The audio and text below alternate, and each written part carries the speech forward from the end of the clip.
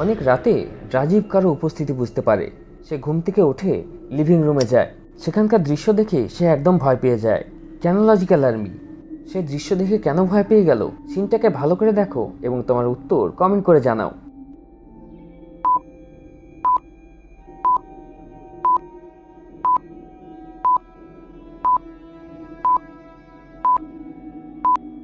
জানলা দুটোই বন্ধ আছে, কিন্তু তাও পর্দাগুলো এইভাবে হাওয়ার মতো দুলছে, যেন হাওয়া বইছে। এটা কিভাবে সম্ভব? তাই রাজীব ভয় পেয়ে যায় এবং সে বাড়িতে একাই ছিল। তখনই তার নজর একটা ঘড়ির ওপর পড়ে। সেই ক্লকটাকে দেখে তার খুব অদ্ভুত লাগে। রাজীবের ঘড়িটাতে কি অদ্ভুত লাগলো!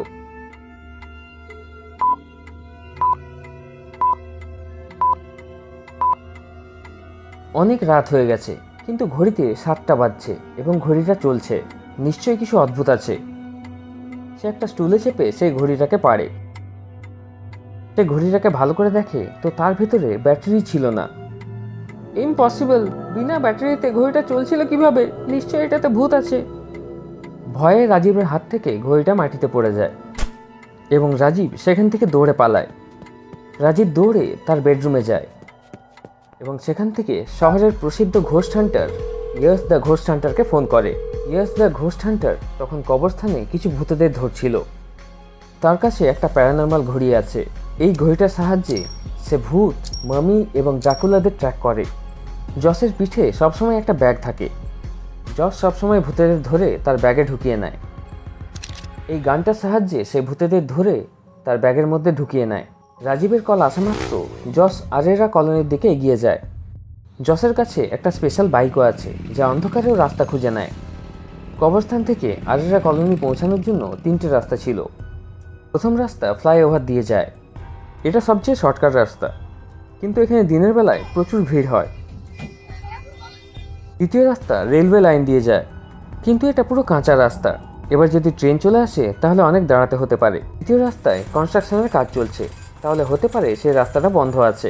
তাহলে ভাবো লজিক্যাল আর্মি এবং আমাকে বলো, এই 3টে রাস্তার মধ্যে জসের কোন রাস্তাটা নেওয়া উচিত, এ, বি না সি?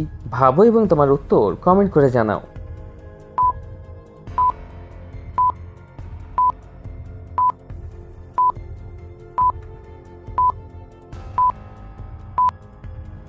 প্রথম রাস্তাটা সবচেয়ে শর্টকাট এবং সেখানে ট্রাফিক দিনের বেলায় হয়। তো এখন তো রাত হয়ে গেছে, তো সেই রোডটা খালি থাকবে, তো জসের প্রথম রাস্তাটাই নেওয়া উচিত। তো জস প্রথম রাস্তাটা বেছে নেয় এবং রাজীবের বাড়ি পৌঁছে যায়। রাজীব তার বেডরুমে চাদর ঢাকা নিয়ে শুয়েছিল এবং খুব ভয়ে ছিল। তার খুব ঘাম দিচ্ছিল। চিন্তা করো না, আমি চলে এসেছি। আমাকে বলো বাড়িতে ভূতটা কোথায় লুকিয়ে আছে। এরপর রাজীব জসকে সেই কামরায় নিয়ে যায় যেখানে ভূতটা ছিল। জস পুরো কামরাটা ভালো করে চেক করে এবং বুঝে যায় যে এখানে কোনো ভূত নেই। লজিক্যাল আর্মি, তোমরা কি বলতে পারবে জস কিভাবে বুঝতে পারলো যে কামরায় কোনো ভূত নেই?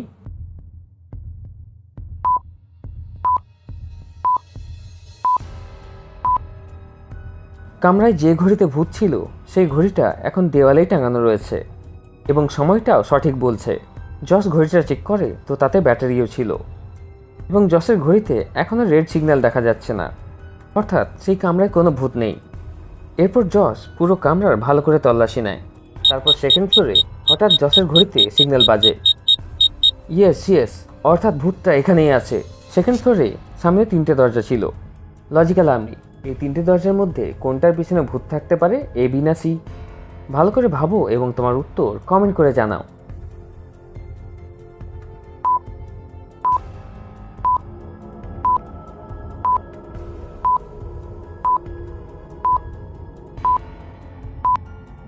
প্রথম দরজাতে 2টো পায়ের ছাপ রয়েছে, আর এই পায়ের ছাপটাও তৃতীয় দরজাতেও রয়েছে। হতে পারে এটা রাজীবের, কিন্তু দ্বিতীয় দরজায় যে 2টো পায়ের ছাপ রয়েছে তাদের সাইজ আলাদা। এটা কিভাবে সম্ভব? এখানে শুধু রাজীবই থাকে। জস তার গানটা নিয়ে দ্বিতীয় দরজার ভিতরে চলে যায়। এখানে অনেক অন্ধকার ছিল, কিন্তু জসের ঘড়িতে বারবার অ্যালার্ম বাজছিল, অর্থাৎ সেই ভূতটা এই দরজার পিছনেই লুকিয়ে আছে। জস তার প্যারানর্মাল ঘড়ি দিয়ে ভূতের লোকেশনটাকে ট্র্যাক করে। জসের ঘড়ি বলে 10 মিটারের মধ্যে সেই ভূতটা লুকিয়ে আছে। তুমি এখান থেকে পালিয়ে যেতে পারবে না, আমি তোমাকে ধরেই ফেলবো। জস তখন কামরায় একটা সুইচ দেখতে পায়। এই সুইচটা সে অন করে দেয়। কামরার লাইটটা অন হওয়া মাত্র জস বুঝে যায় যে ভূতটা কোথায় লুকিয়ে আছে। লজিক্যাল আর্মি, তোমরা কি বলতে পারবে কামরার মধ্যে ভূতটা কোথায় লুকিয়ে আছে? ভালো করে খোঁজো এবং তোমার উত্তর কমেন্ট করে জানাও।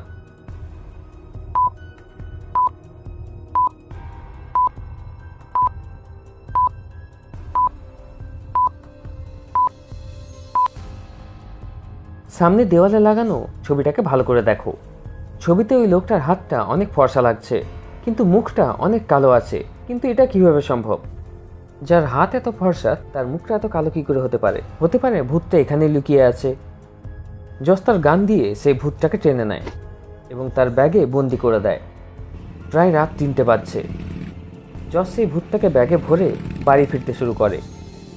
তখনই রাস্তায় জস একটা মেয়েকে দাঁড়িয়ে থাকতে দেখে। এত রাতে এই মেয়েটা এখানে কি করছে? জস কিছু করার আগেই সেই মেয়েটা সামনের একটা জঙ্গলে গায়েব হয়ে যায়। জসের প্যারানর্মাল ঘড়ি একটু একটু ভাইব্রেট করতে শুরু করে, অর্থাৎ ওই মেয়েটা ভূত ছিল। জস তার প্যারানর্মাল ঘড়ি দিয়ে ওই মেয়েটাকে ট্র্যাক করতে করতে জঙ্গলের ভেতরে পৌঁছে যায়।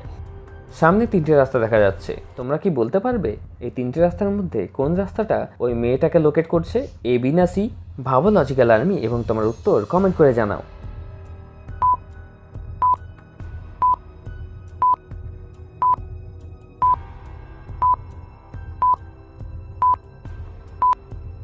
রাস্তা বি ওই মেয়েটা পর্যন্ত যাচ্ছে, কিছুটা এইভাবে। জস তার ঘড়ির ডাইরেকশনটা ফলো করতে করতে জঙ্গলে এগিয়ে যায় এবং সেই ভৌতিক মেয়েটার কাছে পৌঁছে যায়। এই মেয়েটা একটা গাছের পিছনে লুকিয়ে আছে। তোমরা কি বলতে পারবে সে কোন গাছের পিছনে লুকিয়ে আছে? মন দিয়ে দেখো লজিক্যাল আর্মি।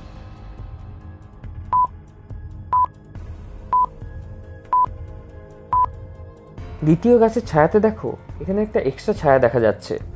জস বুঝে যায় এবং তাকে ধরার জন্য তার গানটা বাইরে বার করে। তখনই পাশ থেকে একটা অন্য ভূত উড়ে আসে এবং জসের গানটাকে নিয়ে চলে যায়। আমার গানটা ফেরত দাও, নইলে তোমাকে মেরে ফেলবো। তখনই সেই ভৌতিক মেয়েটা উড়ে জসের সামনে চলে আসে। তুমি তোমার ব্যাগে যাকে ধরে রেখেছ সে আমার বয়ফ্রেন্ড, তাকে ছেড়ে দাও। আচ্ছা ঠিক আছে, আমি তোমার বয়ফ্রেন্ডকে ছেড়ে দেবো, কিন্তু আমার গানটা ফেরত দাও। তারপর সেই ভৌতিক মেয়েটা একটা অদ্ভুত আওয়াজ বার করে এবং সামনের থেকে সেই ভূতটা চলে আসে। এই 3জন ভূত বন্ধু ছিল এবং বন্ধুকে জসের হাত থেকে বাঁচানোর জন্য তারা তার গানটা নিয়ে নিয়েছিল। জস তার ব্যাগটা খুলে এবং সেই ভূতটাকে ছেড়ে দেয়। তার বদলে সেই ভূতটা জসের গানটা ফেরত দিয়ে দেয়। গান পাওয়া মাত্র জস সেই গার্লফ্রেন্ড বয়ফ্রেন্ড ভূতটাকে তার ব্যাগে ঢুকিয়ে নেয়। কিন্তু সেই তৃতীয় ভূতটা গানের রেঞ্জ থেকে বাইরে চলে যায়। জস তার পিছু করে, কিন্তু সেই ভূতটা সামনের একটা বিল্ডিংয়ে ঢুকে যায়। জস তার প্যারানর্মাল ঘড়ি দিয়ে সেই ভূতটাকে ট্র্যাক করতে করতে সেই বিল্ডিংয়ে চলে যায়। সেখানে 4জন মানুষ ঘুমোচ্ছিল, কিন্তু জস বুঝে যায় এদের মধ্যে ভূত কে। লজিক্যাল আর্মি, তোমরা কি বলতে পারবে এবিসিডির মধ্যে কে ভূত? ভাবো ভাবো।